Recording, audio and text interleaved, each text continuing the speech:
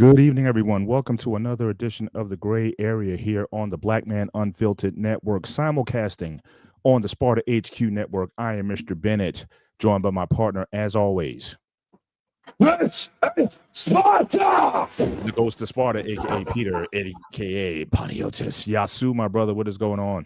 What is going on, my man? How was your day? Busy. I did a lot of husbandly task today. I had to fix the garage door opener. You change the windshield wipers on the cars. Because the ladies, they don't do that kind of stuff. So you mow the lawn. You want to break the nails. So just all these things that sometimes the opposite sex will take for granted if we weren't around. But just things you got to do. You make sure there's the oil change is done, and you make sure that the cars are filled up and everything. So just going through, just doing those tasks that need to be done to keep a household functioning. So and I even cook tonight. Again, I usually cook Sunday dinner, so I'm doing all that today. So I feel I should get some brownie points for all the work that I did today. But feeling pretty good. Figure just trying to take care of myself, stay healthy.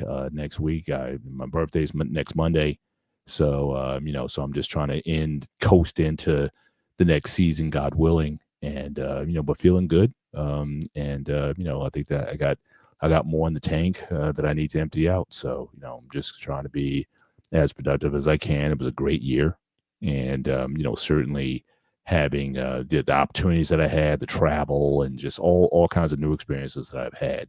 I think overall it's been one of the best years I've ever had. So it's been Nice. It's been really good. But so I'll talk about that a little bit more next week. Like I said, God willing, next Sunday we'll have a show, and I'll be able to that'll be good. It'll be a good way to end the year on the Gray Area show with my birthday the next day. So I'm looking forward. And don't forget, I'm going to announce it now because it is an early birthday present. Yeah, go for it. We are having a guest next week, and I'm going to email all the information to Joe to BMU tonight or tomorrow, the latest. Is we're going to be having a guest, 20-year veteran and another comedian, Yes, by Joe Beckwith. I might be pronounced his last name, so don't fucking come with pitchforks at me right now. Yeah, and we got to give credit to our guy Dwayne White, who we had on the show. That was a major interview for us. He just came out with a Netflix series, so again, go back in the archives and watch that show. Had a great time with him. It was Amazon. He's it might have been you're right, it was Amazon Prime. I think initially you told me it was Netflix, and then we had to switch. Yeah, that was my Amazon fault. Prime. Oops. So now you got me repeating it, but yeah, it was on Amazon Prime.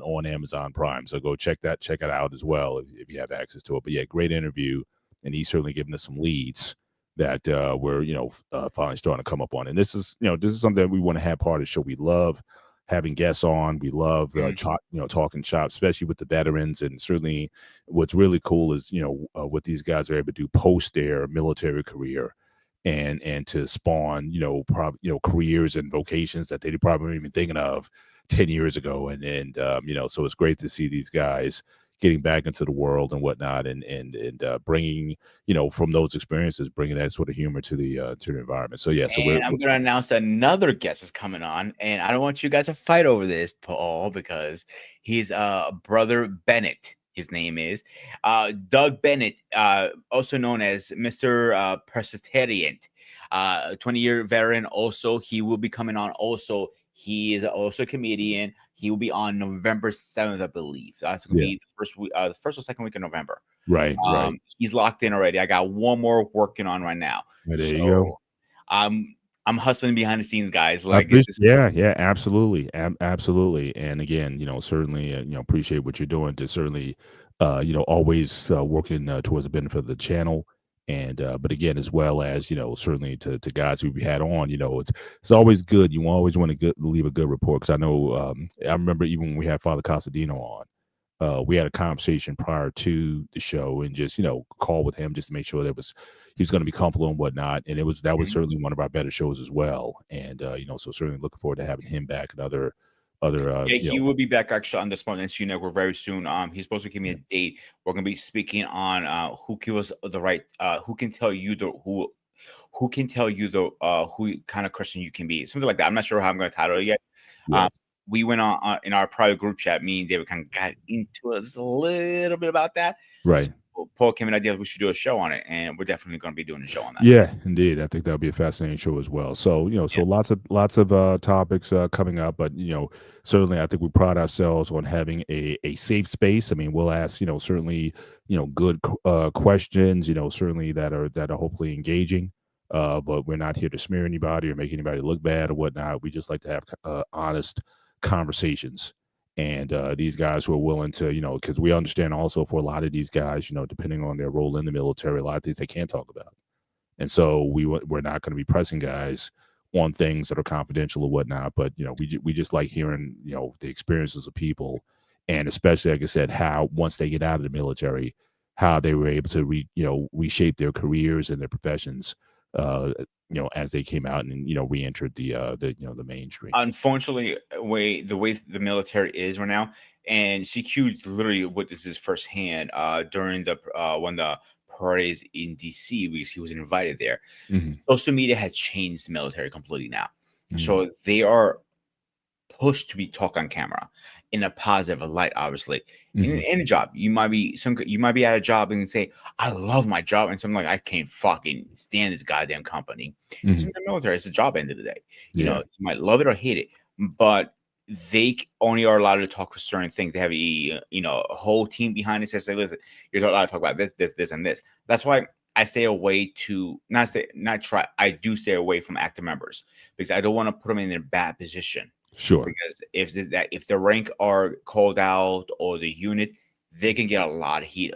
They can lose rank and pay. I'm not going to do that to the poor guys. Exactly. Yeah. But like I said, we know guys who they're out and they're like sworn to like certain secrets what like they can't reveal for 20, 30 years after they're out. I mean, so it's 20 is the maximum. 20. Yeah. So again, it depends on your security level. Yeah, so we know guys who had that kind of security. So again, I know two guys are currently colonels. I cannot say the names. I cannot say what they do for a living. But what I can say is I asked them to come on, and both of them respectfully denied them. And you met one of them, Paul. Again, we're not going to use names. Yeah. And he said, "I love to, but I can't because of my job title and of my classification. They're above top secret. That's how classified they are." Gotcha. Awesome. So stay tuned to the gray area. Like I said, both here and on the Spartan HQ network. My dog's trying to jump up on me right now.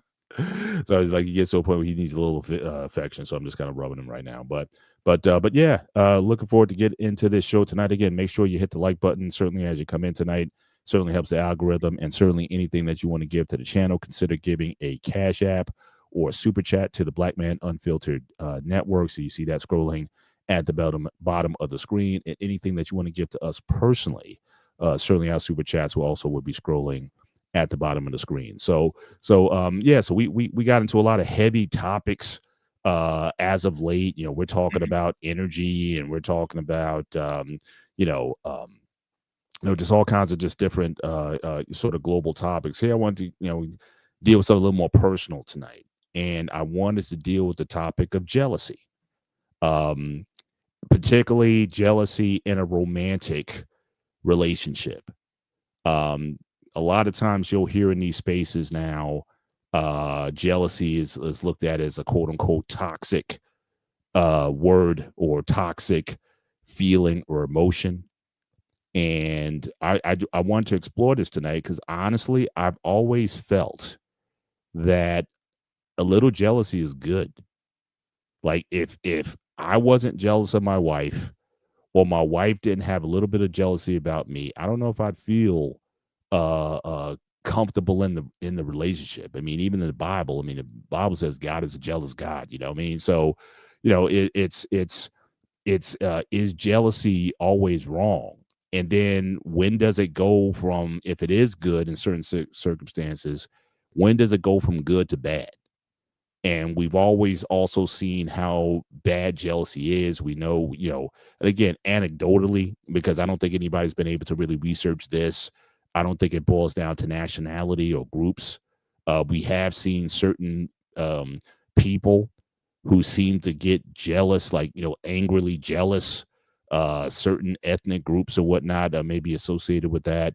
But again, I don't think there's anything definitive about that. I think those are things that certainly, you got to treat everybody as an individual. But I have heard things like, and especially with Latino women, you know, if they get jealous, they can get very angry, and sometimes even violent with their jealousy when it comes to certain things. But again, I don't want to castigate or label an entire ethnic group or a race with with that stigma. But you have seen some of that.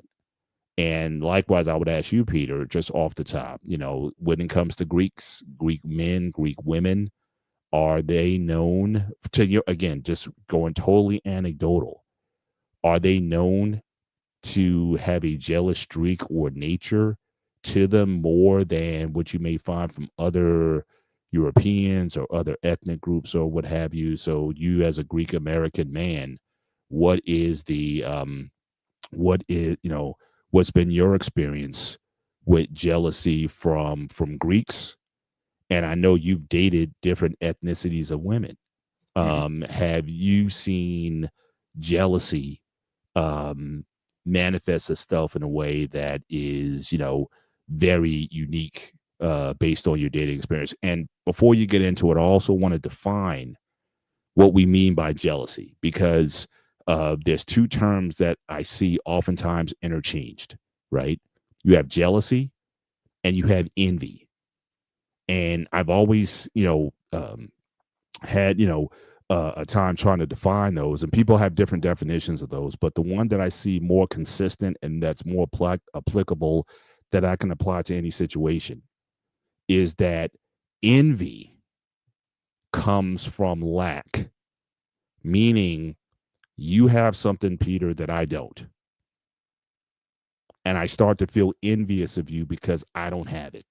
It could be a car, a woman, a job, a career, whatever. You have something that I don't have and that I've never had. But I'm feeling a certain way because I don't have it.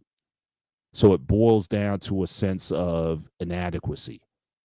Now, jealousy, on the other hand, usually comes from a sense of having something. So envy is that you don't have. Jealousy is that you have something, but you're afraid to lose it. So again, whether you have prestige or a woman or something that you feel that is yours, and you're afraid of losing that, and that causes or stirs up feelings or emotions. So again, when you talk about someone's jealous, typically, and especially in a relationship, typically you're already in a relationship with them. You're not saying, oh, I wish I could have a girl like that, or I wish I was dating her. No, it's like you're already dating her. But then some suave guy comes around and winks at her and whatnot, and you start feeling a certain way. Again, it's a fear of losing something versus never having something that you wanted. So from that aspect, I would like, at least for the conversation, again, you can listen or look up other definitions. They may define a little bit differently, but the one that I've seen, like I said, most consistently that works. Jealousy comes from a possession that you're afraid of losing. Envy comes from never having, but desiring to have. Right. So just based on that. So again, we're talking about jealousy tonight. The idea of you think you have something, but then there's certain feelings that may come up because you may not feel that you are maintaining a certain status or a certain position that you thought you had locked in, but now you're maybe fearful of losing. So I want to look at it from there. All right. So envy, that's another show.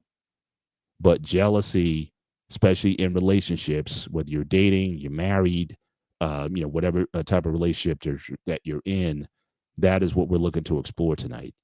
And so, Pete, I just wanted to kind of, sort of set down foundation before we get too far into this thing, and also to level set the audience that anything that you may think about that's coming from, oh, you have something that I don't have, that's envy. And we're not dealing with envy tonight. We're dealing with the idea of jealousy, the risk of losing. And so I want to frame it from that perspective. So you can go ahead, Pete. Talk about it. So this is a multiple different question. I'm going to answer it. Okay, so let's start to the first base. Yes, I have dated multiple races, from Latinos to sisters to Indian. The only thing I haven't dated is, believe it or not, is Asian and my own kind, Greek.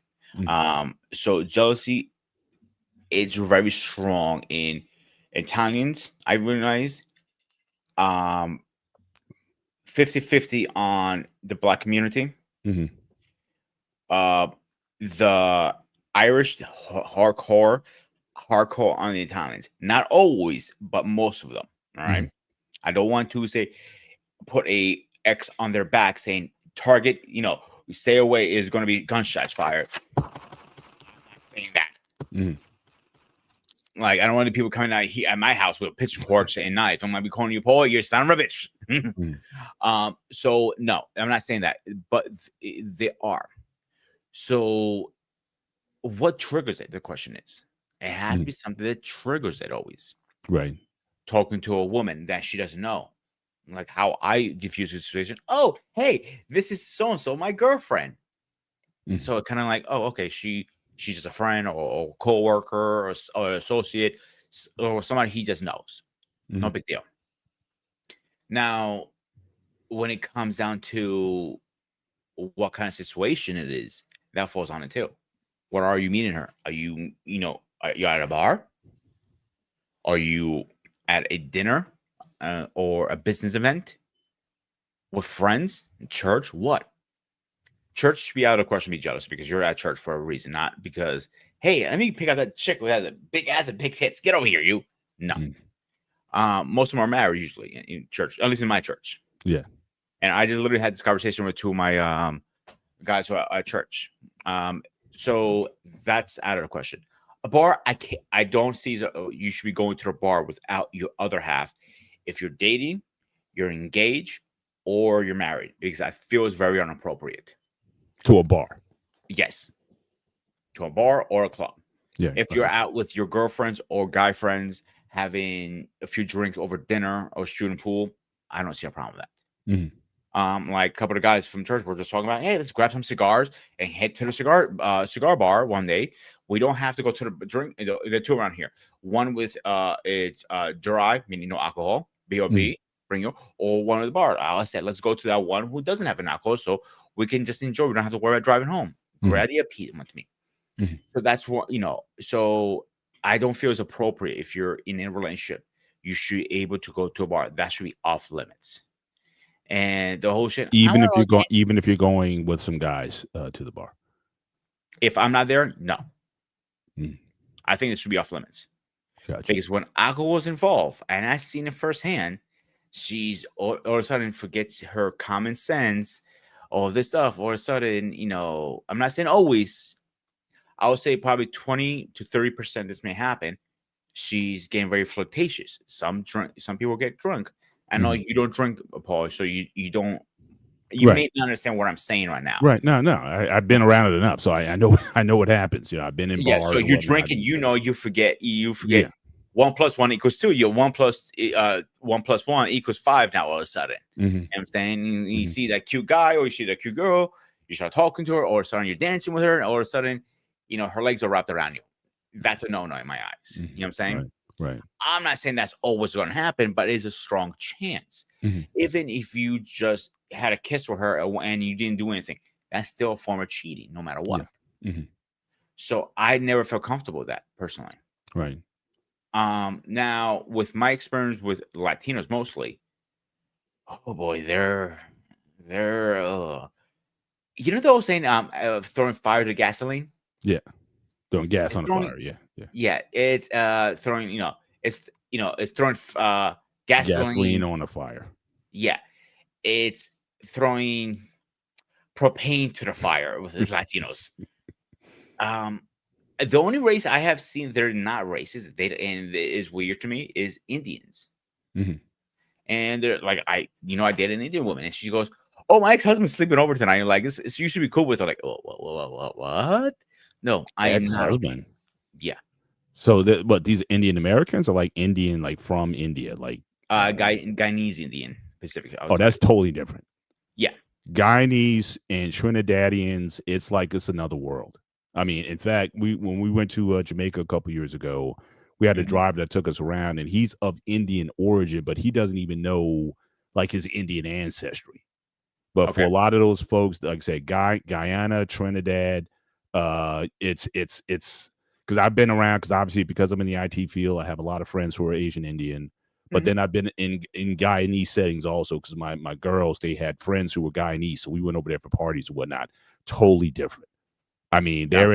there is different from Asian Indians as I don't know. I mean, pick your French are from Germans. I mean, it's a very different lifestyle, but they're definitely more on the Caribbean side than they are the Asian Indian. Indians. I mean, they maybe some of the dress, maybe some of the saris that the women wear or something. Maybe there might be something similar to that, but mindset is totally different. It's not even And it's I agree 100% because when I was dating him, we had a huge fight. Like, yo, I am not cool with this. This is inappropriate.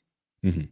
And she got so pissed off, she ended up calling her ex-husband. That's the fucking fucked up part. And he's Mhm. married, and she's cool with him because they have kids. And I don't have a problem with that. I don't. Mhm. Mhm. And I told, listen, there are hotels down the fucking street. He can get one. Oh, nobody has money for like. But if he has money to drive from New York to here, he has fucking money for the hotel. I don't hear that bullshit. Mhm. And he even agreed with me. He goes, well, he's right. He's straight up like he's right. That Mhm. dude is right. I'm like, what? I'm like, she got mad more at him because I never met the guy. He's agreeing with me. I thought it was funny. I'm like, once you go, I'm like, my ex-husband is agreeing with you. I'm like, really?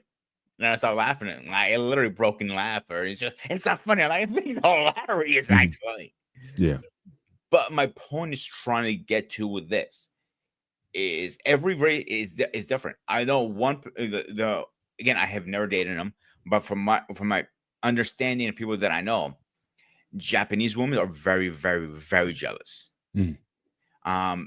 They're not big about showing affection outside their homes, Right. Right. but they show more in private, and that's why they're so overprotective of their man. Mhm.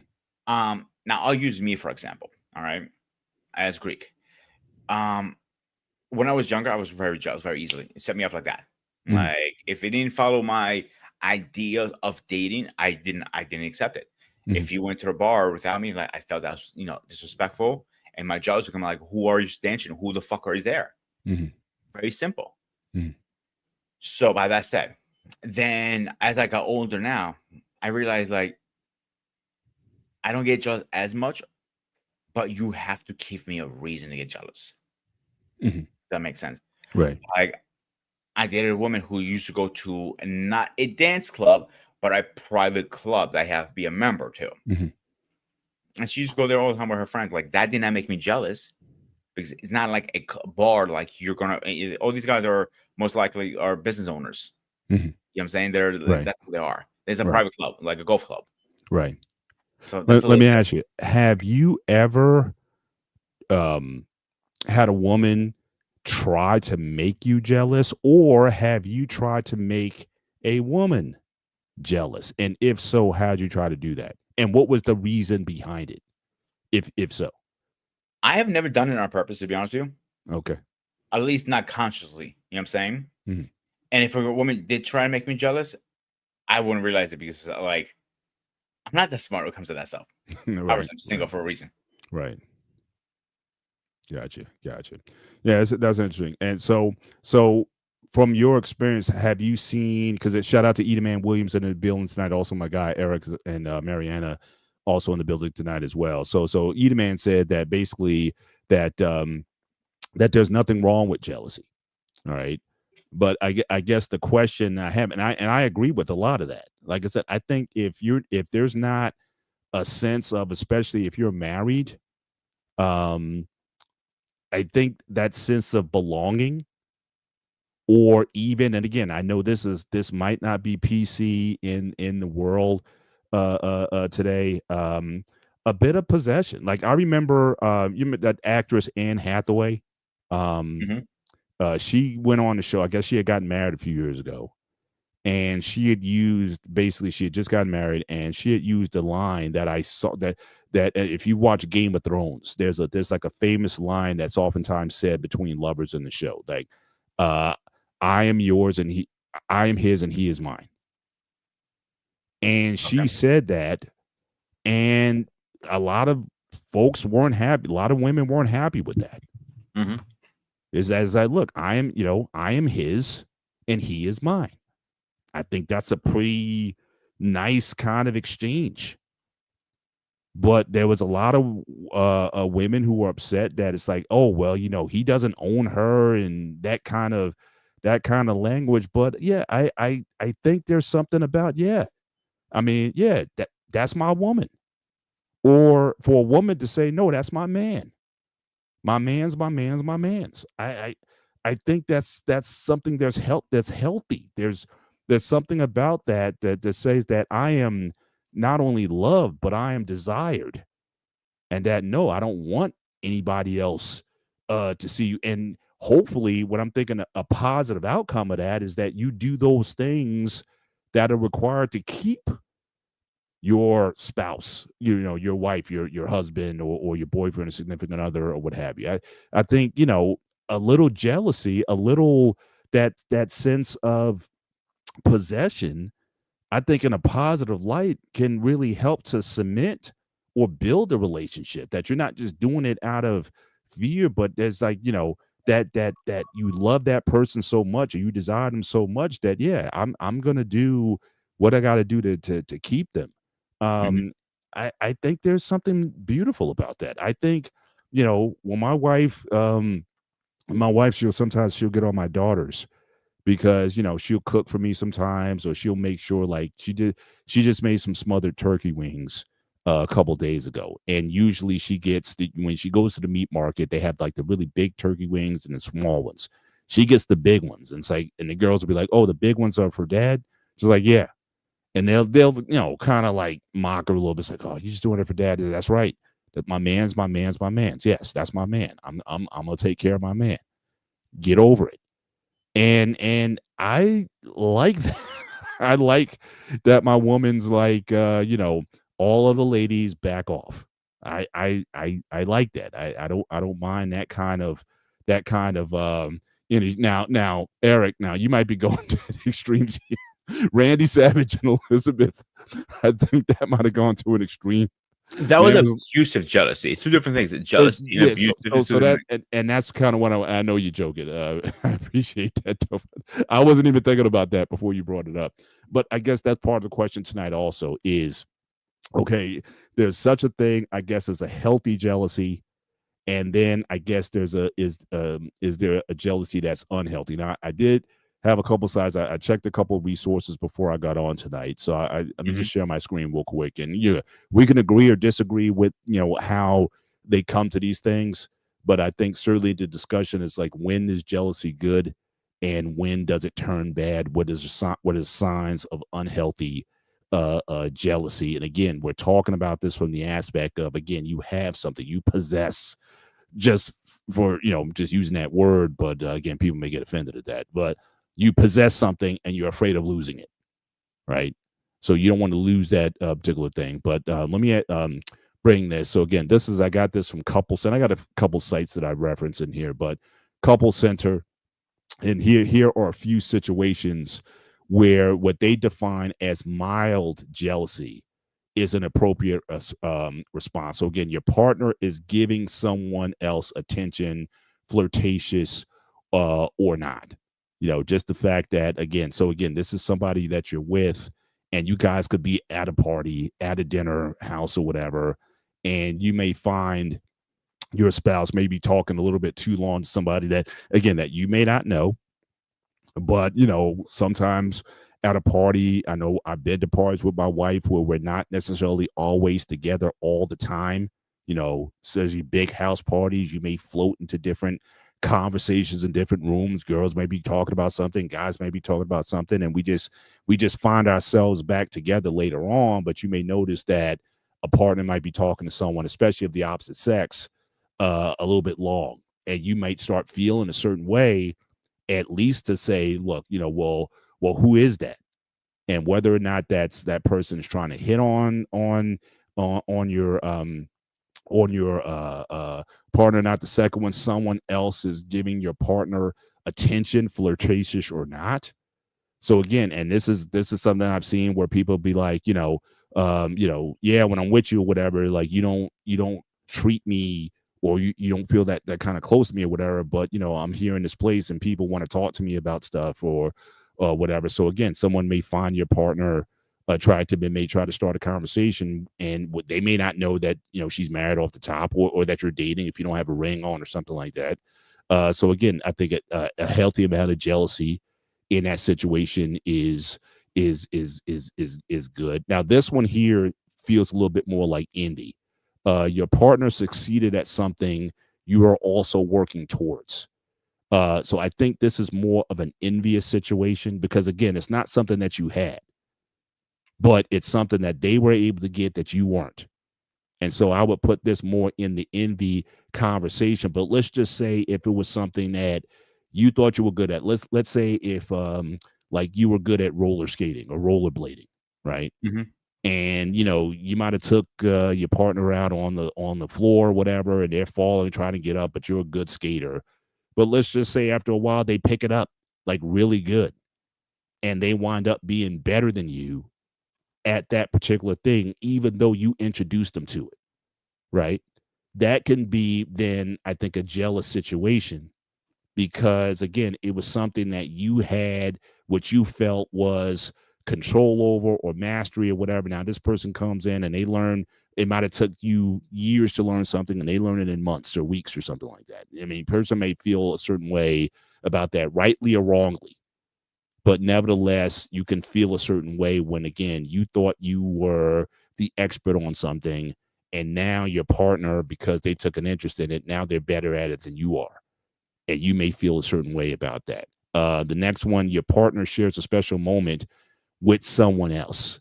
Again, I'm not sure if this is necessarily an appropriate response, but again, I think what the article is saying is you may still feel that way. How you deal with it, I think, is what makes the difference. So again, you may win an award or something by working with someone, but I think it really boils into number 5. Your partner does something that makes you feel excluded. See, that one is a gray area. No pun intended. Yeah, All right. sure. Talk about it. Because if I find out my woman is at a special moment with a guy, I'm gonna think the worst, because we're in a world now. It's very easy to cheat. Let's be honest here. All right. Mhm. Like, you can be next to your wife right now, arguing sakes, and she's on her phone thinking she's just scrolling through Facebook, but she's really on a dating app. So that to me is like, I would word that differently. If it was, let's say, a achievement of work or a moment accomplished, they work something else, I would not word it like that, because that's a very gray area for my opinion. Well, even let's look at the example here. Like, so it's saying, Go ahead. so maybe I'm just reading it here. So number 4, maybe your partner went with their friend to a restaurant that the two of you have been talking about going to, or perhaps they shared their big news with a family member before telling you. Of course, you want to be their number one. So it could be like if let's just say that you were talking about going to this restaurant, but you and a friend of yours, and again, it doesn't even have to be romantic, right? It could be a girlfriend of hers, right? But you guys just went, but we were talking about going, and you were just looking forward to just going with her. Now the specialness of trying the restaurant out together might be a bit ruined because you already tried it already. So it's like you don't have that first instance of sharing that experience together. And Or he's right. Mhm. You know what I'm saying? If we're planning to go to this restaurant and you went, I'm not gonna fucking go. Fuck that. There's no point now. Right. So it doesn't matter if it's a man or a woman in that situation that went. I mean, the fact that, again, you guys were talking about it, you were guys sort of, I don't know if you were like semi-plan. It's not to say, okay, yeah, we're going to go to this restaurant, and then you just went before me or whatever. It was kind of in the air. It was talked about, but it actually came to fruition with that person. You may feel a certain way because, again, that was something that you might have been looking forward to doing with your significant other first. So I certainly think, yeah, I can certainly see you feeling a certain way about a situation where you wanted to have that special moment with that person first. The other scenario they had was, again, sharing big news with a family member before you. Now it could have been, let's say, if you found out, uh, I don't know if this is a good example or not. Um, you got a promotion at work, but then you called your sister and shared it with your sister first, or some other, um, some other kind of moment. But because that's your spouse, you would think that, I'm thinking, look, I should know that kind of bit of information first, not your sister, not your mother, not your auntie or whatever. I should know about those big Mhm. I should know about those big moments first. You feel that, again, if it's you two, that you're the first source of information. Again, some may look at that as being petty, or that's just like but some people, they just feel that, look, um a big thing is, again, no secret, nothing that you would look at as like a secret, right? Like some couples is like, you don't keep any secrets at all, I that, agree on that. in fact, that's one that my wife actually did get a little bit jealous about one time. There was a friend of mine, and he told me something that he was really going through something, and it really kind of depressed me a little bit. So then my wife, she kind of saw my countenance, and she was asking me, it's like, where he was wrong or whatever. And said, I said, yeah, a friend of mine, he just told me something, but, I can't share with you what he told me. And initially she was like, okay. But then she came back to me later on, and she was like, but I'm your wife, and you're supposed to basically tell me everything, you know? And I was kind of, firm on that. I think that, someone tells you something in confidence. If you told me something in confidence that you didn't want shared, I don't think it's my place to share that with my wife.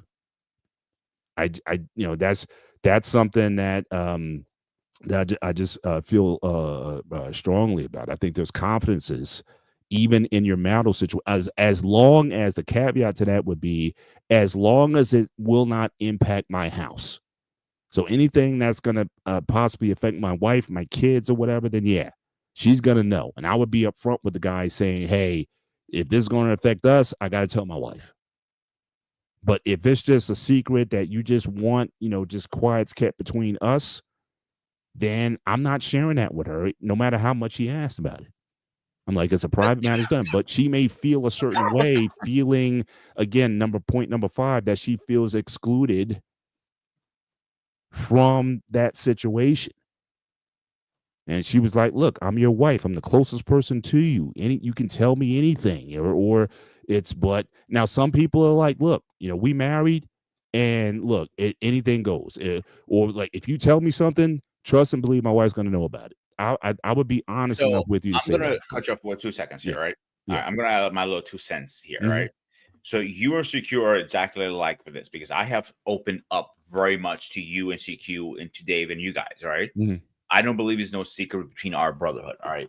Mhm. So and I was before me and you even met, and I was going through some stuff, all right? Mhm. And I was the only person I really had to talk with CQ, and I asked him, did you tell your wife about this stuff? Like, really, I only told her you were going through stuff. I didn't get in detail, like, why? She's your wife. Like, it's really not her business. He goes, Mhm. if he just told me that to make me feel a little better, or that's how he was, whole different story. I turn around and tell him, like, dude, you can share the information. I don't care. I personally believe, if anything, I tell people straight up, if you're going to tell me something and I'm in a relationship or when I was engaged, she's going to find out. Don't tell me things you don't want her to find out, because she's going to find out. If I personally will be the same way, like your wife's like, yo, you didn't tell me. Well, what the fuck? I'm going to have an issue now. What are Mhm. you hiding? If you can hide something this small, what big things can you hide? I feel Mhm. like a small thing can equal to a big thing always. Right. That's my Right. pushback. I know Right. you're a little different. Your relationship with your wife is completely different. Yeah. And like I said, she didn't like it. Right. I You're mean, okay it with it wasn't now. like it was it wasn't like she was agreeing with it. But I kind of stood my ground there, and I'm like, I'm sorry. This is something that, if I got to, there's certain things that I know that I'm taking to my grave. Mhm. And that's just now again now in the chat. I mean, how do you guys feel? For those who are certainly in the chat, how do you feel about that? If someone tells you a secret in confidence and you're married, does that stay with you, or is it basically it's the spouse is gonna know about it? How do you feel about that? I've always kind of felt that way. And again, we got over it. It wasn't like something that we kind of constantly went Even over, major. or it wasn't something that made her insecure. Oh, I'm not sure if I could be secure in our relationship because you won't tell me what's going on. Yada yada. It wasn't like that. Mm-hmm. But it definitely was something that kind of irked her because, again, we're pretty open about everything. But if you came to me and be like, look, I got to lay this on you, and I don't need anybody to know about this, I'm not sharing. It's just that's that's just me. But I think others may feel different about that. The wife, the spouse, there's nothing not shared. But and I get the where you can kind of go back and forth on that. And The only thing I will when I share something with you, for example, I already have the mindset your wife's gonna find out. Not if she's gonna know, is when. That's my mindset. So, and I told you a lot of personal things over the years. We've been knowing each other. So, if you told your wife, I wouldn't care. To be honest with you, the only thing I ask in return for your wife, please don't, spread my business to other people. Obviously, I don't know these people, but keep between you and her after I share my information. Well, that's the danger, right? you say it's only going to be between us, and then the logic would be, yeah, but that's my best friend or that's my sister, and my sister and I, we share everything. And if I can't talk, so now it goes outside of me, and then it goes to the sister, and then it goes to so and so forth. So again, a lot of things start out that way. And you think there's, your boys, it's my boys. We ride or die together, and we share everything. But sometimes things have a habit of getting out, and you going back to the person. It's like, who'd you tell? It's like, nah, I only told my wife. And then you got to ask the question, well, who did she tell? And so on and so forth. So again, those kind of things, can get real, the dicey. person who's really bad is keeping conversation private, and I'm gonna put on blast, and I have spoken to him multiple times about this. Is David, believe it or not? I'm like, I have conversation with him, and all of a sudden I find other people know, like, I have literally yelled at David multiple times, like, dude, when we're talking, it's between us. It's not online like now. It's on a phone call. The same thing with you. If it's on a phone call about something about the gray area. You don't need to spread it to the whole team. It's just something silly. You know what I'm saying? Like I said, stupid. It wasn't serious. My name is Bennett, and I ain't in it.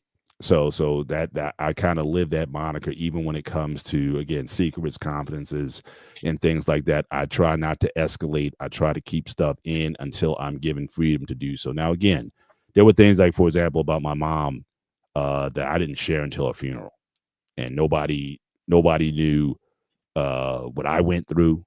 Nobody, it's not like I was just sharing stuff or whatever. I just didn't think it was necessarily appropriate to talk about such matters when she was alive. In fact, I did a show here on BMU for The Plug. I did a show with, with the host, and, talking about, my mom with her mental health issues and whatnot. I mean, those were things I just didn't feel comfortable sharing while she was alive, even though there's probably 1,000,000 to 1 chance that you even hear about that. Oh, you're talking about, I mean, that wasn't even a concern. I just didn't feel comfortable with that or sharing that aspect of myself until she had passed. And then I felt, okay, well, now I have the freedom to do so. But yeah, for some time, a lot of folks, and even at the funeral, the guys were coming out to me, friends of mine that I've known for years. And it was like, oh, I never knew that. They just didn't know what that I endured. So yeah, so I'm just built like that, when I feel it's an appropriate time, that I will share it, but I'm not trying to move that up, certainly while the person's living, because again, you just don't know what kind of repercussions can come from that for that person who you're trying to protect. And now the question that I have for you is, would you keep a secret? I don't want to veer too off topic. I want to get back to the jealousy conversation, but if you knew the person that's closest to him, so if that person had a spouse and you knew that, let's say that person was sick, but it wasn't sharing it with the spouse or what have you, or something to that something to that effect, or let's say a situation, getting back to the jelly conversation, let's say if someone you knew was flirting with somebody or someone was stepping out and you were good with both of them, would you feel the need to tell the other partner that, yo, my man's stepping out? Even you might even try to talk to the dude or the woman, and they're still doing it, but you're friends with both of them. Would you feel, how comfortable would you be? And that's that's a zone nobody wants to be in. But what if it did come down to, it's like, look, I gotta tell you, what's going on, because I'm seeing it and I can't, it's uncomfortable, like I'm in the house with you guys and knowing what I know, but so what would you do in that situation? So I have a rule, and you know my rule. I try not to be friends with my friends' wives, so I don't want to be put in that situation. Mhm. Great example, CQ's wife, Mrs. CQ. All right. I've been knowing her for about 20 years, like I know CQ, right? Mhm. I don't have her cell phone. I do have her on Facebook. We talk when I see her once or twice a year. Once in a blue moon, I might throw a comment on her. I like something she posted, but that's it. Maybe I would send her a message, hey, oh, I see Logan, her son Logan's getting big. He's as soon as he's gonna be taller than you. Small shit like that. I keep it very minor. Mhm. We really catch up when I see her, but it's very small talk. You know what I'm saying? It's nothing I don't want to talk to her. It's just I try to keep that line there, if that makes sense. Yeah. So Yeah, and I'm not even saying that, I'm going to use an example right now. Gotcha. If somebody I know, let's say, Jeffrey and Joanne, for argument's sake, right? I don't know anybody like that. I'm using the name. If Jeffrey's stepping off of his wife, I'm gonna fucking say something to his face. Simple as that. Me personally, I would break ties that friendship and tell her, and not and I'm sorry. And I want you would tell her. You'll break off the ties and tell her. Yeah, simple. Because I know how that feels, and it sucks. That feeling, because I've been cheated on multiple times, and that is the worst feeling in the world. But I won't do without proof, like picture proof. I'm talking about. It's just saying the first thing is, you're a liar, you're jealous, blah blah blah. But if you have picture proof, here you go. Now she has no room to talk. I know it's fucked up what I'm saying. Like I'm destroying a family, but you're destroying your family if you're stepping up. If you need something, speak up. Simple as that. There's no reason to step out. Yeah. I mean, that would be a tough call for me. But again, if I know them, and again, you gotta be. I would say this, in that situation, you got to be ready for anything that comes. I mean, you could talk about like violence. And I know you're a martial artist and whatnot, but you got to be ready for that, because even if the guy, he could be the dirtiest guy out there doing all kinds of downlies and stuff, but you leak that out, and he's going to be at your doorstep with whatever, a bat, or say step outside or whatever. So I'm just saying, so you have to be ready for the smoke that you would get, whether the guy is justified or not. You have to be ready for that. If you think that, okay, if I'm gonna reveal this, then I know I need to be ready. I need to get my arms ready. I need to get my lightsabers ready, because this guy could be coming. Yeah, so this guy might be coming over. So I'm just saying, as long as you're ready for the smoke, then I don't have an issue with it. But yeah, I would certainly feel compelled. But that would be like the hardest thing to do. If I knew somebody, like I said, if a couple, we've had kids, our kids have been over playing, and you have this image that, or certainly she's under the impression that everything's fine, and my man's stepping out or whatever. I'm like, that'd be something that especially if me and my wife, if we both saw it, we might have to be like, yeah, we got to tell her. Yeah, it's just Eric says a tire iron is better than a lightsaber. Maybe. No, it's not. Let's say we can slice the arm off. Yeah. I think he's in real terms. But let's get back to this jealousy conversation. So I guess when does so again, we looked at some scenarios where jealousy is good, right? But and especially I like the type of, I wouldn't say jealousy, but just the fact that if you love and respect your partner enough that you want to do the things that keep situations from happening, right? Mhm. I mean, if you're taking care of all your business at home, the hope is, and again, it's not foolproof because I've seen some people who seem to do that and they still get stepped out on, which is pretty messed up. But it's like you're doing everything, but the person's still going to step out. That's bad. But when does jealousy get bad? In When it your becomes view? toxic. Okay, so let's look at that. What are some of the toxic things? So again, jealousy is like, who is that? You might say jealous, like, who is that? Who are you talking to, or what have you? When does it go from that kind of healthy jealousy, that sense of possession? What's that guy talking to my woman for? Versus when does it get bad? When does it cross the line in your view from a healthy to a toxic sort of jealousy? And I can in my mind I can picture the extremes, right? I mean, if there's no place for violence ever. You know what I mean? You have never dated a Latino then. I'm just saying there's still no place for it. I know, or at least I've heard what can happen. I know, remember the famous story with Tiger Woods, when his wife found out about his cheating and whatnot, she chased him with a golf club or whatever. So, and that thing, and, I've heard, like, Eric talked about the tire on, you got to watch those golf clubs. You bring because the way they're designed, you come swinging full force with a golf club, you can take someone out. I mean, it is just the dynamics of it. It is very dangerous to wield that thing, especially towards a person. So that those kind of we can recognize those kind of extremes. So what are some of the things that you may find that this is getting a bit much, and now you're getting into unhealthy territory here. When it becomes starts becoming a screaming match to the point of who has the loudest voice, going back and forth. When it gets obviously physical, when it gets mentally abusive, that becomes toxic. And when she doesn't tell you things, like she's hiding things. For example, my ex, she was in the DR. All right, so to get some dental work or whatever, right? And somehow, some way, I hear another guy in the background. Like, who the fuck is that?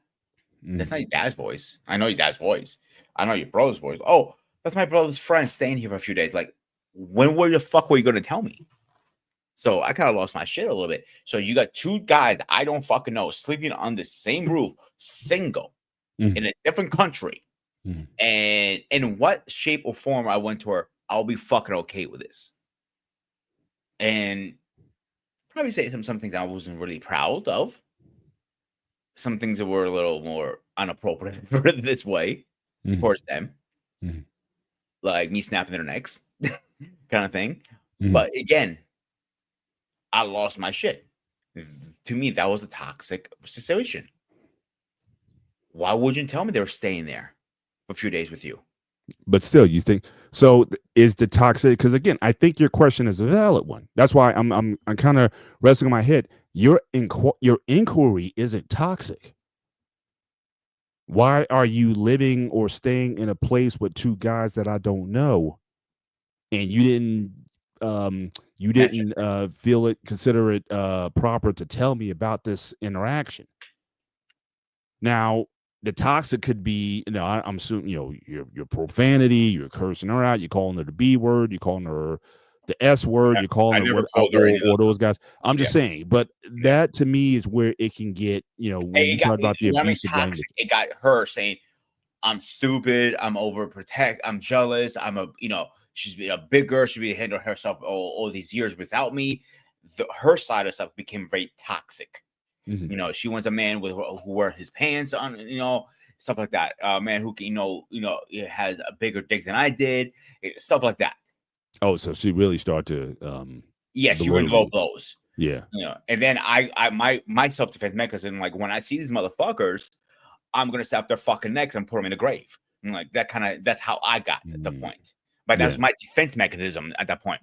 Like Yeah, you just you go, kinda- you gotta calm down. I won't belittle a woman, but nothing stops me to belittle these motherfuckers because why the fuck are they in the same house? Where that was not Mm. inappropriate, I found. Yeah. So my mechanism is to threaten them, to go after them because I want to attack the woman I'm loving. Because if I cross that barrier, it doesn't make me any better than her at this point. Right. I'm trying to be the better man still. Right. Even if she doesn't deserve it, to be honest with Right. you. Right. But what about more, I guess, subtle? And again, I think we've talked about these probably loosely in other shows of context. Mhm. But as far as what I would consider more stalking, like checking her phone, and I'm not saying that even if she, let's say, gave you a reason, but checking her phone, checking her messages, checking just things like that. Or I don't know if you have Find My, like in my house we don't care, like we have to find my on the iPhone, we got to Find My person or whatever. So Mhm. my wife always knows where I'm at all times. she's like, oh, you're at Marshall's again. It's like, yeah, I'm at Marshall's. I mean, so we just keep tabs on each other like that. She says, oh, I'm going to the park for the walk or whatever. I may check it, I may not. Already But so very early in a relationship, Mhm. and I told her like I was the type of person like text her, hey babe, I'm leaving, I'm going so I'll be back in a little bit, Mhm. just so I'm okay, I'm safe, nothing crazy is gonna happen to me. Mhm. And she didn't like that idea, so I gave her to a choice like you're gonna install Find Me or you're gonna let me know, and she was pretty honest about that. Mhm. She told me So when are you insistent that your woman has to tell you if she's going out anywhere, she has to tell you where she's going all the time and where and when she's coming back? most times, I don't say every single time, you know what I'm saying? Mhm. I'm like, I'm not saying like, okay, I know her schedule is like Monday through Friday. She leaves at home at 8 o'clock, and so I'm like, at least text me to get home. It's work. Like, hey, I work safe. I Mhm. know you're okay at least. You know what I'm saying? Mhm. I'm like, those little text messages do make a difference. Mhm. It might sound like I'm controlling. I don't see it like that. Mhm. I'm just making sure my woman's safe and okay. Yeah. And some people, and again, some people would. It's like, Yeah. again, there's people who they say you're in a relationship, but at the same time, they want their independence to go and to That's do bullshit. That's whatever bullshit. they please. I know it. I'm just saying Yeah. we know that in this Let's talk case- about that in 1 second. Yeah. When I was going through therapy, if you remember, right? Mhm. And I asked my therapist, am I controlling? She goes, actually, as a woman, no. That's what most women want. But when they have it, they cannot deal with it because they want the fucking independence. And I say that for a reason. Like, it's even as a male, you don't have independence when you're with somebody. You have to be the most unselfish person when in a relationship. And you talked about that multiple times. You have to put your wife's needs first before yours, and vice versa. So, and I don't get the society like, oh, I want to, do me. Okay. But I want a man. You can have it both ways, sweetheart. I'm sorry. Mhm.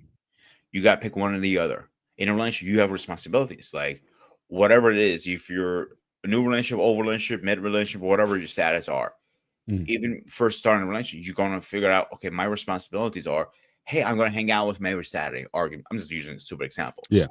And when you guys are living together, okay, you do the laundry, I do dinner, kind of thing.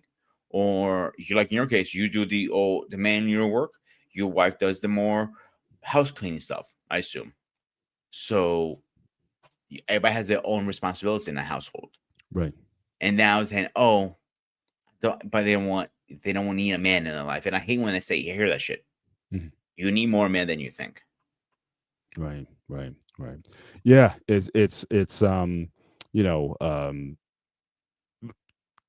It's like people will always try to fight for that type of a situation, or as if that's an ideal situation. Like, yeah, I want my independence, but yeah, I want a man also. Or I want something. Look, you can do anything, but you can't necessarily do everything, or at least you can't do everything at once. You want the kids, you want the home life or whatever. But if you're working in a job or a profession that's going to take you out of home for extended periods of time, that's not ideal. And so, people, the idea of being accountable, which is really kind of where I kind of settle in on this. It's like people just don't want to feel accountable to another person. So why you always ask me like where I'm going out or where I'm going, and I'll be back later tonight. It's like, I shouldn't have to tell you my whereabouts every living second. And for me, that's such a foreign thing. Like I said, my wife and I, we know pretty much where each other are pretty much all the time. The only times I've ever gotten sideways, I know she did a little bit of I think she had some free time, especially during the pandemic. She did some Lyft. I mean, some home kind of transport, like the food. I forget the name of the Instacart. DoorDash. Instacart. Yeah, Instacart. Like, you go shopping for somebody and then drop stuff off. And so she would go out, and a lot of times she wouldn't give me a time. Sometimes she would give me a timetable, sometimes she wouldn't. And sometimes those timetables matter because either I need to take the car to do something or we need to do something else. And it's like, okay, I'll be home at 5 and she can get home till 7. Or, whatever it is. And I'm kind of asking, like, I'm kind of concerned because I'm not, where you been all this time or whatever. But generally, I'm pretty good. If you tell me you'll be back at 7 and you're at 7, I'm good with that. If you're supposed to be back at 5, but you get back at 7, then I may again, I'm asking questions. I'm like, okay, well, what happened? Why weren't you back at? I'm not trying to defend her right now Mhm. because as somebody who has done Uber, those car service things, Mhm. you really, when you pick up a ride or an order, you don't know where it's going. Sometimes it just tells you, oh, you got to pick it up from here. Okay, simple enough. Whoop, and then you realize, oh shit, it's a 45-minute drive where I'm going now. Right. Just kind of throws you off the path. They're trying to fix that, but they've been saying that for like 2 years now. So sometimes you don't know how long it's going to take. At least you did that, not car service. People are getting in the car, you don't know. Right. Yeah. It's just she goes and shops and just drops food off and keeps it moving. But sometimes she may get like in the middle of one order, she may pick up 2, 3, 4 more orders, even though she might have said, okay, yeah, I'm gonna stop at 5, but then she goes till 7. And, so that's the only time I can ever recall we ever got sideways in terms of just the expectation that she was supposed to do it for a certain period of time, or we might have had plans to do something later. But again, she got an offer that she couldn't refuse. Oh, I got a $50 order. I can make this one. And then you wind up, it costs you a couple more hours and we miss. Yeah. And we miss something. So again, those are probably the only times we ever got a little sideways with the, hey, just to be a bit more disciplined, or for her to say, okay, yeah, I could go for this next one, but I would rather be early with, if we have a commitment or a time period, I'd rather be early than late. If I got to end at 4:30, I'd rather do that than extend it out to 6:30 if the plan was to get together at 5. So again, that was the only thing we had to kind of come to terms on. And but outside of that, we've been pretty transparent with each other when it comes to, again, where we are, what we're going to be doing. And again, she has, like I said, we don't keep secrets. Like, she has all my codes, right? She has all my passwords. I mean, or at least access to them, and whatnot. We don't, we don't feel that our space is has to be, these independent places. If I need to get something from her or whatever, or access to something, her work records or whatever it is, because I'm doing taxes or something, I need to find, I need you to get into. So she'll just give me your password. Hey, download what you want. And then, so again, we haven't I guess we haven't created, basically what I'm trying to say, we haven't created an atmosphere where jealousy can come up. Even, and like I said, with me, I actually, appreciate. So we talked about where people, hit on your wife or flirt or whatever. And she'll tell me, like, when she used to go to the gym a lot, oh yeah, God tried to talk to her and stuff like that, at the gym and all that. It's funny you mention this. When I was younger, I was in my 20s. I was dating a girl, and I have a habit of dating girls with big chests because that's what I'm attracted to. Okay, right. I'm trying to be respectful. And I understand. You use the proper terms. I got her a heart necklace, so it's a little lower, so it's kind of closer to cleavage area, but not. So Right. this dude felt it was inappropriate because it was flipped upside down to grab it and turned it around. No, he didn't. Yeah, she looked behind me and she goes, "Oh shit!" Oh And man. I was her instructor at the time. All right. And I stepped in. I shook my hand like, "Hey, I'm Pete, by the way." And I started squeezing. He goes, "Hi." He goes, "Her fucking boyfriend. You touch her again." I went to her. "I'm gonna rip your fucking arms off completely, and you're never gonna play band ever fucking again." Do we understand each other, little fucker? He literally pissed himself. I'm not joking, Paul. When I Wow. say he pissed himself, we looked down like, "Did you just piss yourself?" He goes, just shook her head and just walked away. Wow. I'm like, she looked at him like, "Did you really have to do that?" Like, yeah, it was actually kind of fun. Yeah. Yeah, I'm good with almost anything up to touching. You know what I mean? Yeah. You can look, I tell all the time, look all you want, you know. If I'm not there, if you like say if I had to go to the restroom or something and you came up and you tried to kick and I saw that or whatever, I may even give you that. I may even come back to you and say, "Hey, you know, well, first of all, I can't be mad at you to an extent because you got good taste, but she's with me." And I've never really had a problem after that. I never had a guy trying to push up and be like, "Okay, you know, who are you or whatever. I'll step to, you know, I'll step to your gun. I'll take you." I've never had those kind of situations. I know I've heard stories of guys being bold enough to try to do things like that. But typically, anybody who wants to pay my wife a compliment on how she looks, or even my wife has gotten compliments on just on how she carries herself, class, demure, just very, just nothing out of pocket. And I can certainly understand why people would find that attractive. And for me, I'm like, all you're doing is you're just stroking my ego, right? You're basically validating the choice that I made. So I've never gotten jealous in that sense of another person or another man complimenting or at least again, if I'm not there, like the stuff at the gym, I'm like, if the guy stepped up to you, I never looked at that as a negative. It's always been, yeah, I mean, I pick somebody who's desirable.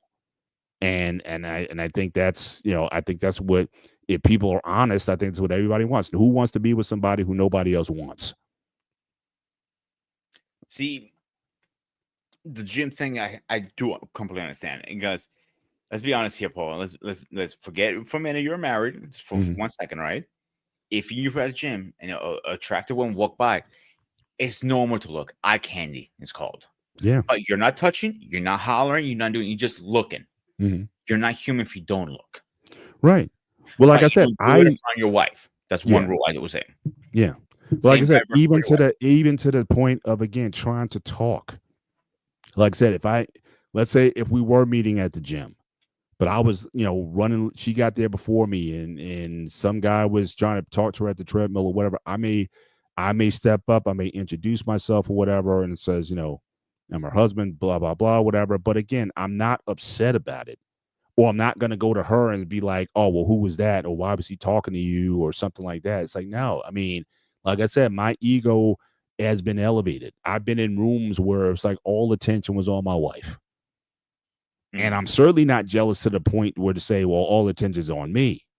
I'm like, I don't mind being ignored in the room. If all eyes are on my wife, I'm good. And I'm like, yeah, I'm leaving with the flyest girl in the room because again, she's getting in my car and going home with me. So I never looked at that as a negative. That doesn't bother me either personally. Like, she's talking like, and I'll go up to her like, "What was that about?" She goes, "Oh, he was just trying to hit on me," and like, and like I just pass him like I'm with him, and like, and she afterwards she comes in and kisses me and like, yeah, he's my man kind of thing, and he moves out of the way. I never had issues that I had to go blow to blow with somebody because he's going to probably lose most likely. Now it's interesting you talked about the bar thing, and that's where I certainly would agree with you because again, unfortunately, you got some people who get bolder once they get a little alcohol in them.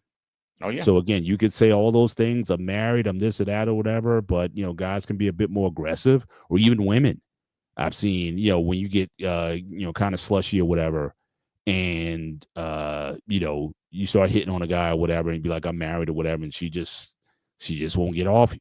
So again, sometimes those spirits can loosen you up to such a degree where you get some of that alcohol courage, and you want to then further something that's not really there. So certainly, I would certainly agree. Like even with my wife, there's certain places that I will not go. So yes, we've gone to dinner, we've gone to clubs, certain clubs we've gone to. But then there's other clubs that I know I'm not going to. Now we don't do as much clubbing as we used to back, certainly before the kids. You even move like that anymore? we did a lot of clubbing when we were like first married. That those first couple years with no kids, yeah, we went out like almost every other weekend or whatever. Dance clubs in the area, New Jersey, New York area.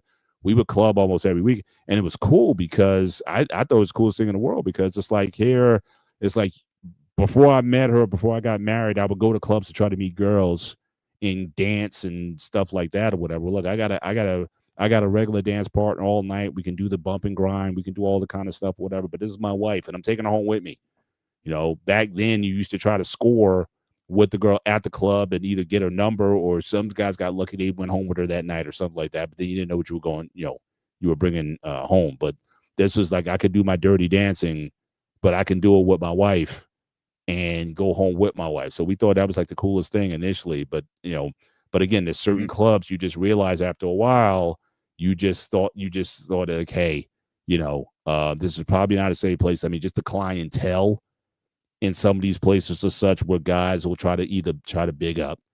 And even though you can have the ring and all that kind of stuff, some guys, again, they get some of that man courage, or that, once you add some alcohol to it, it becomes a bad situation. And certain clubs were known for fights breaking out over jealous conflicts, or you're in the club and the guy just pats feels your girl's booty when you're in the club, or like you said in that situation with the necklace and all that. But I've seen guys be a lot more aggressive than that.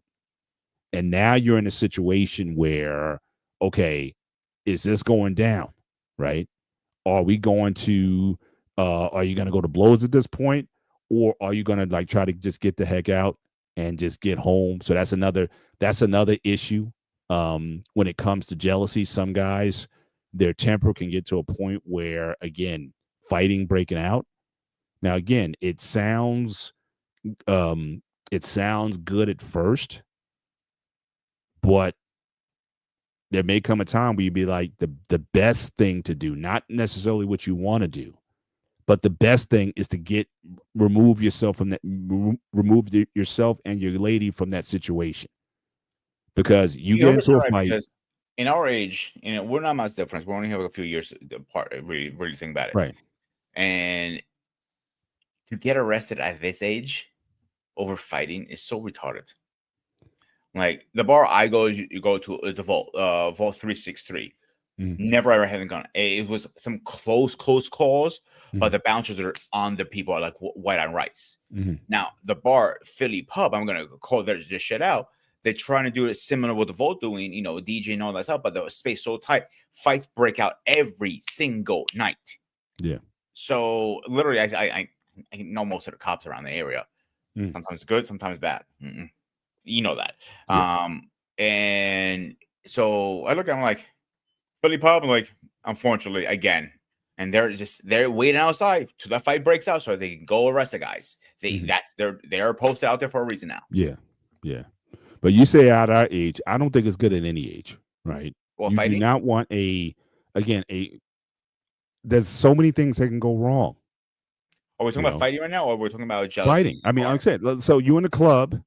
Oh yeah, I never fought. I never fought in a club. I think. And I'm saying you in a club, maybe you on the dance floor, or whatever, and you with your lady, and she's looking fly or whatever, and a guy comes up and just feels her booty, right, or feels her boobs or whatever, and she knows it, and she's like, hey, he touched me or whatever, and you ready to up this thing to DEFCON 5 and go all out.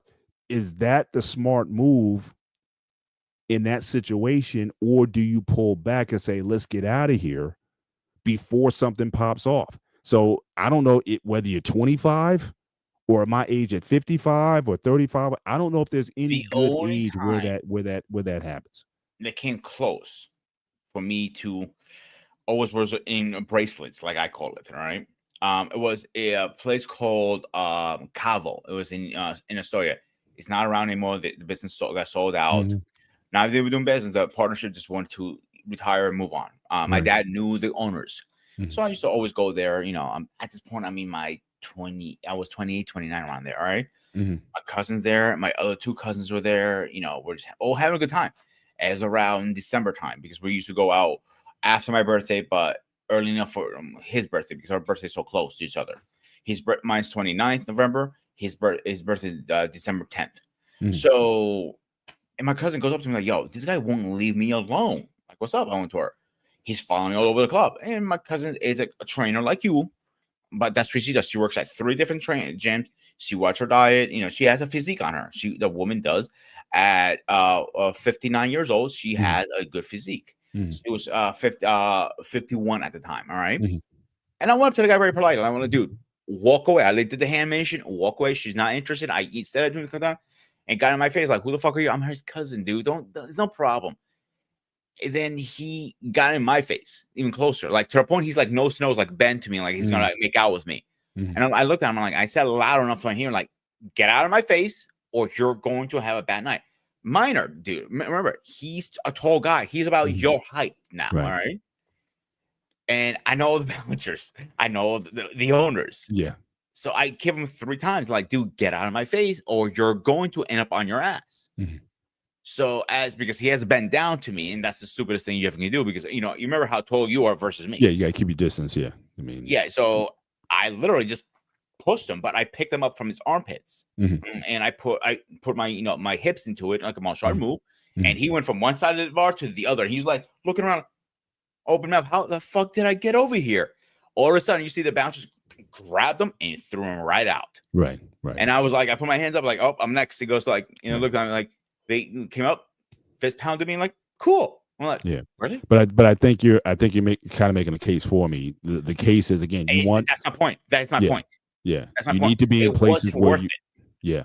I could But have you been were in a more. place though where again when you were known Correct. and you had a bit more control of the situation. And I'm saying there's a lot of I wasn't places that intoxicated. if I you're had 2 not drinks in me only. right, but I'm just saying, but you're in a place where you're known Correct. or you knew that the outcome was going to go to a certain thing. So again, having control of if you go into a place you've never been, let's say you go to this club, you heard about it, whatever, you went there the first time and something comes off. Again, you don't know the scene, you don't know who's in there, you don't know if that guy's connected, you don't know anything. So I'm saying in those situations, it might be best just to again get yourself at, even though your lady is such where she wants you to kick this guy's butt. Mhm. I But looking is back, that wise in that situation? The whole Will and Jada situation or whatever. I mean, it's like the slap or whatever because oh, he offended me, so I need to go. So I need to defend my woman's honor and that go was and stupid do X, too. Y, and Z. But I'm just saying. But a lot of people find themselves in that situation where it's the smart move. Remove yourself from the situation and get out of there because again, you don't need that kind of heat. You don't know the environment. Mhm. And so, yeah, a lot of times my wife and I, we may go to certain places, but there's certain, if the place has a reputation, it's like, nah, especially when we're back in our clubbing days, we were like, nah, it's probably not a good idea that we go there. Yeah, I mean, it's a So good vibes, good music and everything, but yeah, you can get rowdy because again, people get that, we used to call it liquid courage, right? yeah. So it was another bar called Central in New York. I'm not sure if it was around. It was a pretty popular bar. Mhm. If that happened at that bar, most likely I would have been thrown out, and even cops called me. To be straight up to you, Right. that situation went in my favor because I knew the bouncers and the owners. But that could have been turned for also if I had the mindset I had now, not as hot headed like I was back then, Yeah. I wouldn't have done that. I would probably went up to the bouncers, "Yo, get this guy out of here. He's causing problems." Yeah. And they would have escorted him out. Simple as that. Yeah. Even the Yeah. folk I go to now, Mhm. I know all the guys because my buddy Frank DJs there, right? I go help him Mhm. out. I help him set up. I help him break down. Mhm. In the same time, I enjoy my time. I have a couple drinks. It's only 8 minutes from the house. I'm not driving. I'm not hurting. I'm not drunk. And there have been situations I looked at a bouncer like, and he knows when I nod to him, I'm like, all right, they get it, they go into action. He go and they like escort the people out. Yeah. That has happened only since they took over ownership, because it used to be an Irish bar. Now is a more high earner bar. Right. It's going on like 4 months now. 2 times. No, I was gonna say once. No, actually 2 times that situation. That's Mhm. not a bad track record, to be honest with you. Right. Right. But again, they're cool guy. They make sure everybody's having a good time. At the end of the day, and most of them are college kids on Friday and Saturday night, and that's the issue. College kids think they're untouchable. Mhm. That's why I personally hang out at the DJ booth, because I don't want to get involved with that shit. I'm too old for that crap. Yeah. And even when I was younger, I didn't want to get involved with it. But back when I was younger, I also was a hothead. So when shit popped off, I was ready. Mhm. Now I put things pop off. I'm like, I'm going this way. You guys fight this way. I'm out of Right. here. Right. No point. Let me get back to again, maybe a positive sign of jealousy. Has there ever been a situation where your lady rightfully stepped to somebody who was flirting with you or whatever and like back off? And if so, how did you feel when that happened? If that happened? It never has happened to me, to be honest with you. Mm. Because I'm usually, most times when I'm in the runs, I'm more a homebody than going out.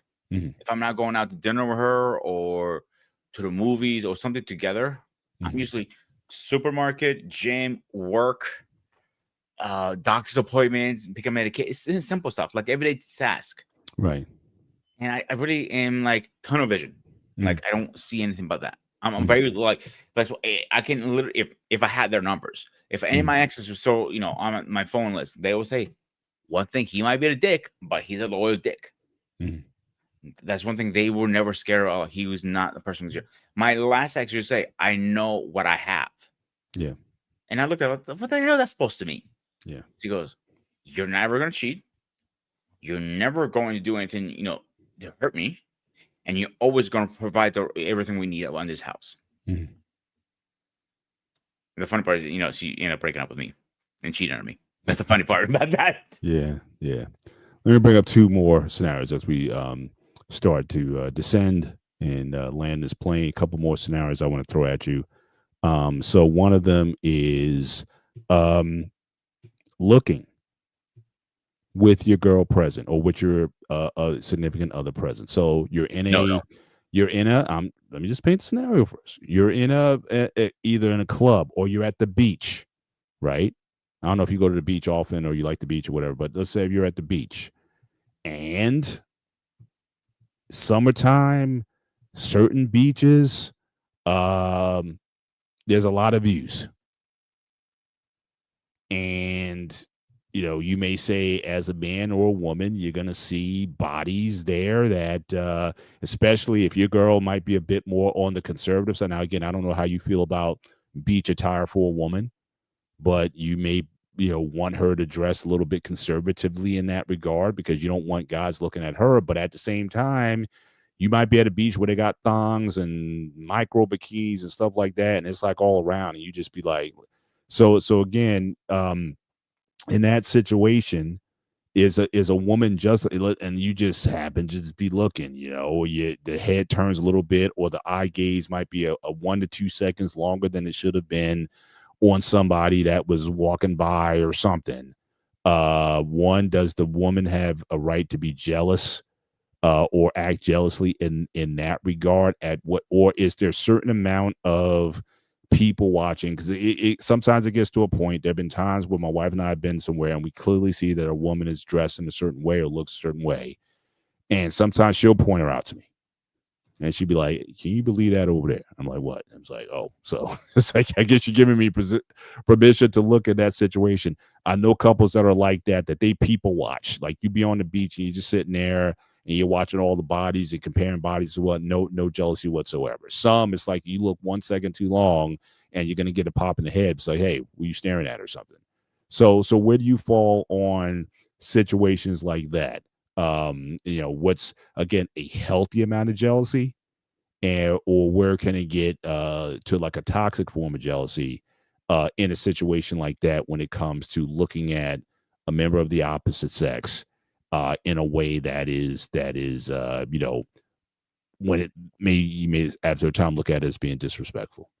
Or is there a So respectable amount that you can do? I'm gonna break this down a little bit. All right. So I would never tell my woman what not to wear at the beach because you're at a beach. You're gonna be, most times Really, you wouldn't?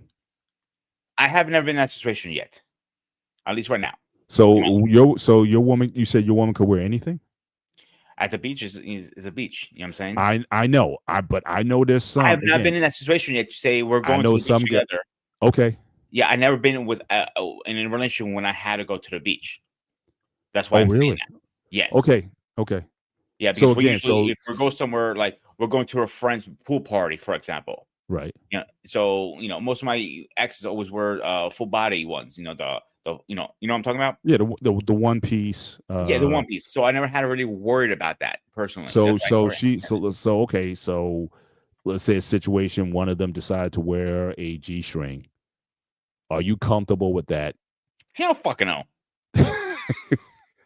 I don't. You, I you maybe I won't don't wear know. that. Honestly, I said this. I said one. I'm now when it comes to that kind of thing, and again, a lot of guys might be upset with me at this, but I'm more like when you're in Rome, do what the Romans do, kind of thing. My thing is, I never wear anything that would be considered out of place for a particular situation. But I think there is an occasion for every situation. Mm-hmm. So, for example, you go to a nude beach. I expect people to be nude there. Or if my wife, or I've been to beaches where it's topless, right? Especially in other countries and whatnot, it's topless. And it's no thing. I mean, it's like it's just what people do, and no one's like got their tongues out and just looking at, oh, look at this one, look at that one, or whatever. It's just the norm there, and nobody sort of bats an eye at it. If my wife was like, um, you know, wanted to hit that scene or whatever, I don't know if I would freak out because again, you're blending in with the crowd that's there. So I wouldn't if we went to Rio and my wife wanted to wear one of those suits like they do in Rio or whatever. I don't know if I'd freak out over that. But I know a lot of guys would be like, yeah, you're going to be covered up at the beach, or you're not going to be wearing, you can wear one piece, you can wear, body shorts or whatever, but you're not wearing that. And that's final.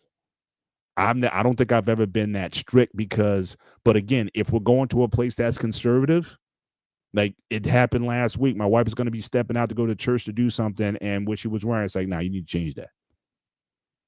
And it was good too because she told me later on, oh, well, the bishop was at the church. So it probably was good. So I was like, I'm glad you told me to change up because she was like, oh, I'm just going to do something, no big deal.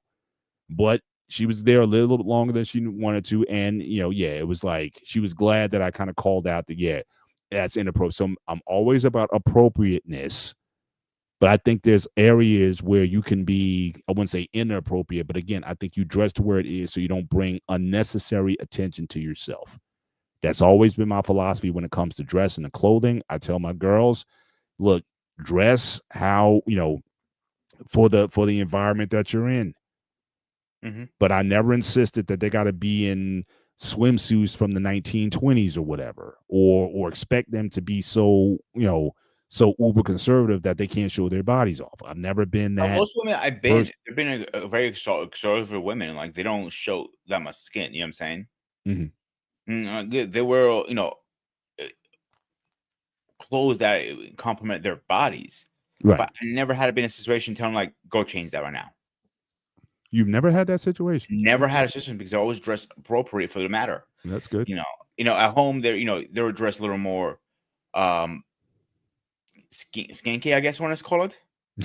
With booty shorts, scantily, like not skanky. Yeah, scantily. Yeah, you know what I was trying to say. Sorry, but that's at home, so I never really cared. Right.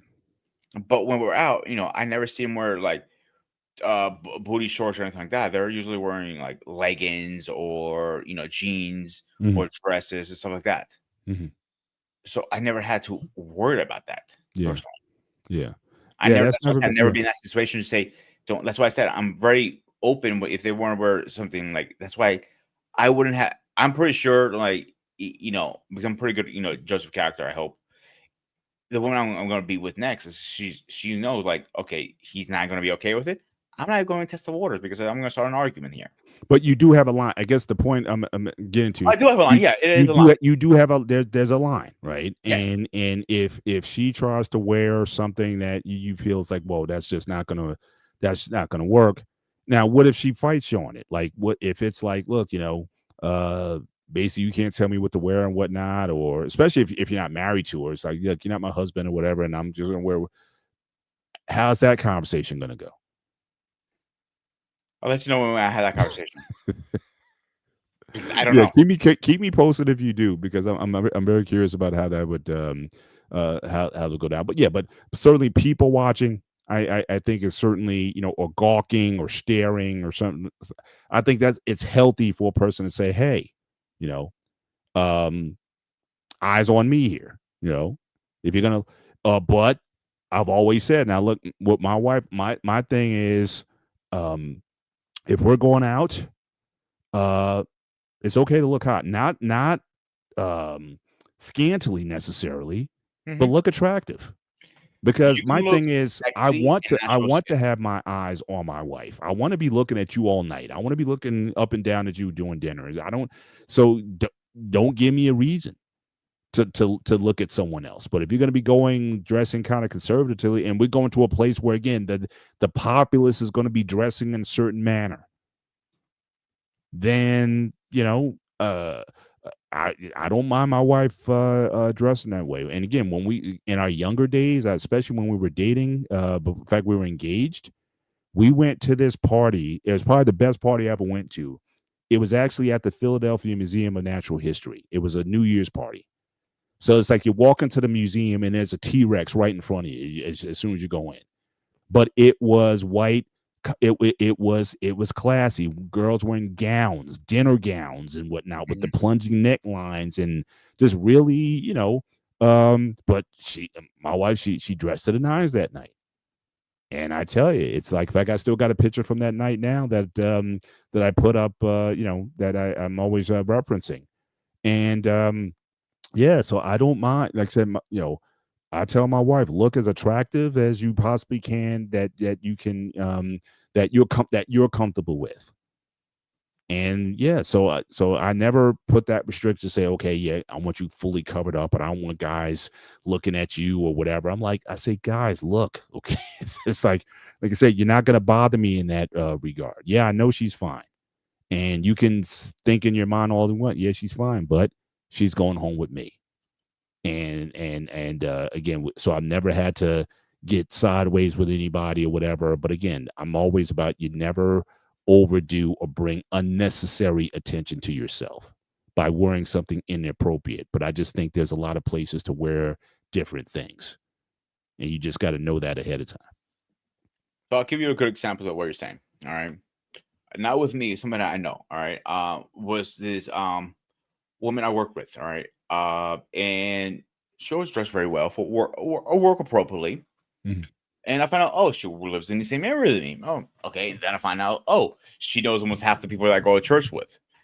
So, and she was an Italian woman, and I was just out talking, and one day we bumped into each other. If I'm like 6 months after we stopped working together, I'm like, what the hell are you doing here? Whatever. Fast forward, and we're on Facebook, friends, and I see her, posting pictures. Like, she knows how to balance it correctly, how to look sexy and not expose too much skin at the same time. Yeah. And that's the balance that women have to play. You have to play like balance game. Mm-hmm.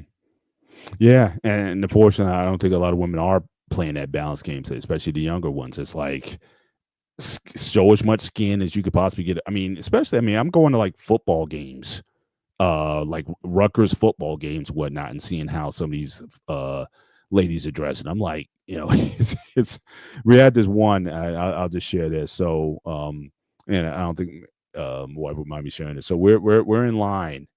This lady, she's got on, again, going to a football game, but she's basically got this black lace dress on that's basically transparent, and you can see her. You can see her undergarments. Let's just say that.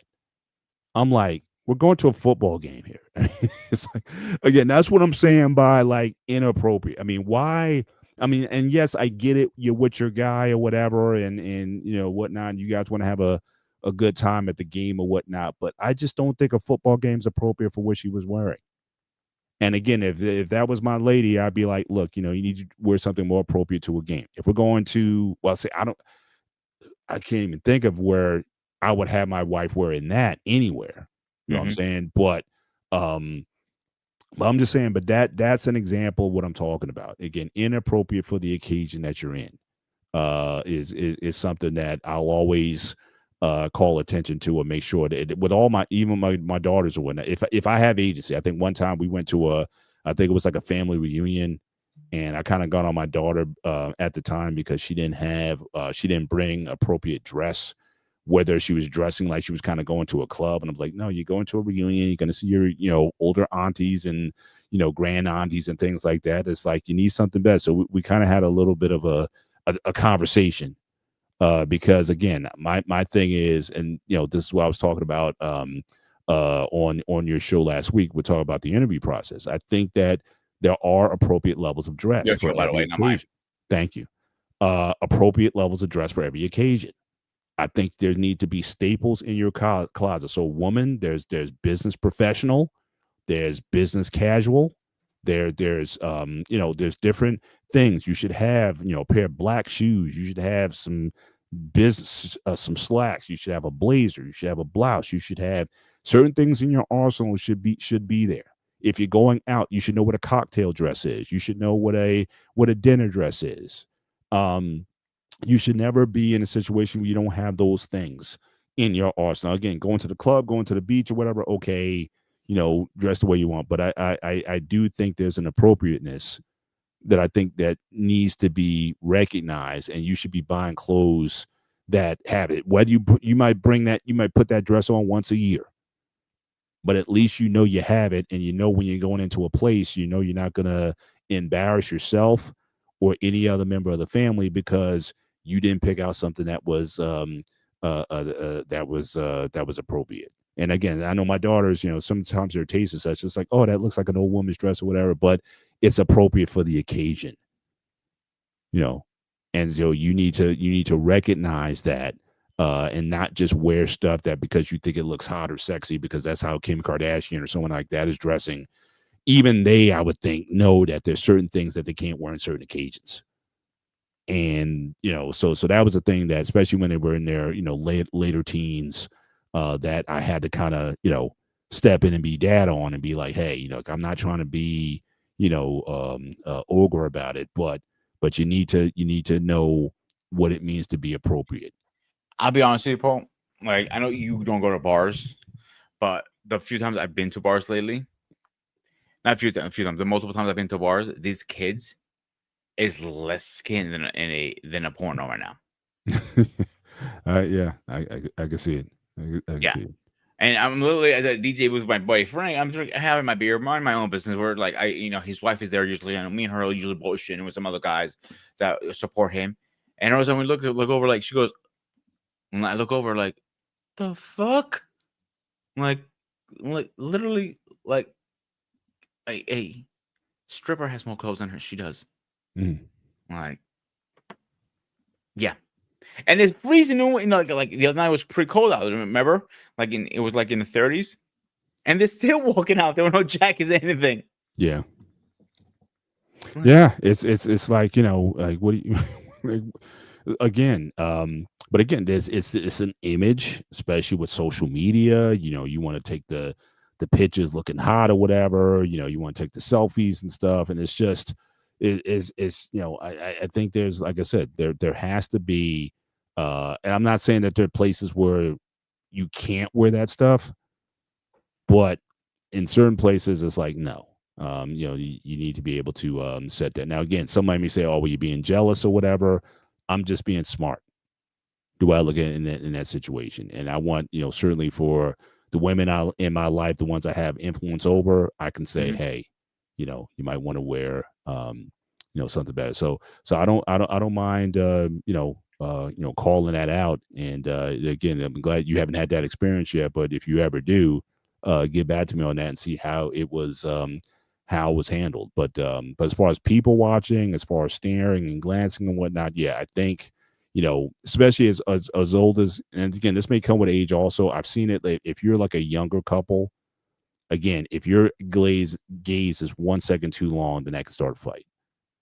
But it gets to a point after a while, it's like my wife and I know that we're not separating anytime soon. So if she stares at somebody, or if I stare at somebody or whatever, we may laugh about it, or she may say something like, "Oh, was it that good?" or something like that. And we just have a laugh about it, just keep it moving. Because again, we know we're going home together. I think a lot of jealousy comes from a sense of insecurity. As we said earlier, jealousy meaning the fear of losing something or someone. And your insecurities can certainly lead to that, or inflame a situation that really could have been handled simply with a conversation. Even if you said, "Hey, I don't appreciate it when you make," or if you make comments about someone else, how they look. "Oh yeah, that woman, she was really attractive, and she had on," if stuff that makes you uncomfortable, express it, right? Share it with the person that you're with, that, "Hey, I don't like it when you do X, Y, and Z. It makes me uncomfortable." And then again, now you have a decision to make whether or not you want to comply with that, or again, you don't want to inflame a situation. Why would you want to, especially if you want to be serious with somebody? Why would you be doing things that would intentionally upset them? So avoid doing those particular things. But for a lot of people, they just don't get the hint, and they'll just keep walking in and doing things that again inflame a situation and make it bigger than what it is. But insecurity is a major driver of jealousy. And when you hear the extreme cases where it's like, "Well, who was that on the phone, and where you been," and the kind of stalking stuff or whatever, yeah, none of that's healthy. But like I said, at the same time, though, if my wife didn't have a little bit of it, I don't know if I would feel secure in that, because basically what she's saying is, "Look, I can take him or leave him." Mm-hmm. But the fact that she says, "No, Dad is my man. I'm sorry, you can't be stepping up to my man." There's one time I was at, we were away on business or whatever, so we're staying at a hotel, and the desk clerk, we're checking in and everything, and I think she was complimenting what I was wearing or something like that. And my wife, she kind of smirkingly says, "She better get off my man."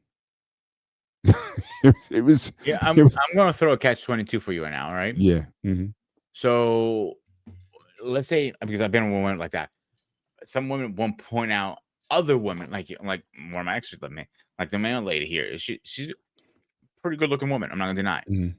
And I have thrown my little comments out there once in a while when I see her, because we Mhm. don't our schedules online. Right. Like, I used Alex as leverage the other day, a couple weeks ago. No, 3 months ago. It was she Mhm. was getting out and Alex is barking.